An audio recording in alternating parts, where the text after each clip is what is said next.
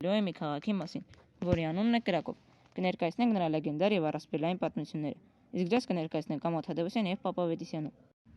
Նախ սկսենք նրանից, որ Կրակովը Լեհաստանի նախկին մայրաքաղաքն է եւ ունի շատ լեգենդներ եւ առասպելներ, ու ես կներկայացնեմ դրանցից մեկը։ Շատ հին ժամանակներում Կրակովում ապրում էր մի վիշապ, որը մարկանցի զոհեր էր ցանկանում։ Թագավորն ինչ անում էր, չէր կարողանում սպանել նրան, բայց մի օր մի խիզախ կոշկակարծ Խեմոն անունով խաբում է նրան եւ ոչխարի դնում նրա առաջ, բայց մեջը լցրած ծծումբ։ Վիշապը ուտում է եւ գնում գետից ջուր խմում եւ պայթում։ Եվ այս լեգենդի համաձայն կանգնեցնում են մի վիշապի արձան, որը ամեն ժամը մեկ կրակ է դուրս գալիս նրա բերանից։ Իսկ ես հիմա կպատմեմ, թե ոնց է առաջացել Կրակով անունը։ Ըստ լեգենդի համաձայն շատ վաղ ժամանակներում Կրակովը շրջապատված էր վիշապներով։ Վիշապներից ամենամեծը Վավել Բլուրի տակ էր ապրում եւ ահաբեկում էր բնակիչներին։ Եվ մի երիտասարդ տղամարդ է գալիս, հմտորեն խաբում եւ վիշապին եւ սուրը խոցեց սիրտը։ Բերանից կրակ դուրս եկավ։ Թագավորը տեսնելով այս ամենը ստեղծեց քաղաք, որի անուն դրեց Կրակով։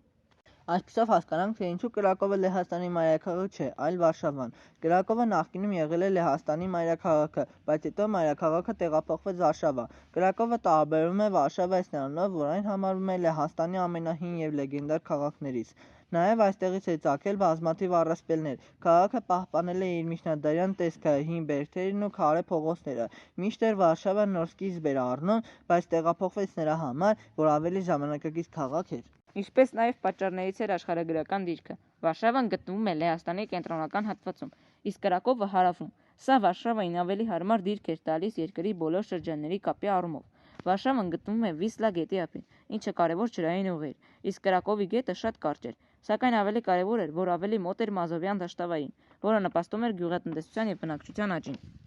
Այսպիսով Վարշավան աստիճանաբար գրավեց մայրաքաղաքի կարգավիճակը Կրակովից, շնորհիվ իր կենտրոնական դիրքի քաղաքական կենտրոն դառնալու եւ տնտեսապես ավելի զարգացման։ Պատմական իրադարձությունները, ինչպիսիք են Կրակովի ավերումը եւ Լեհաստանի բաժանումները, միայն ամրապնդեցին Վարշավայի դերը, որպես երկրի հիմնական մայրաքաղաք։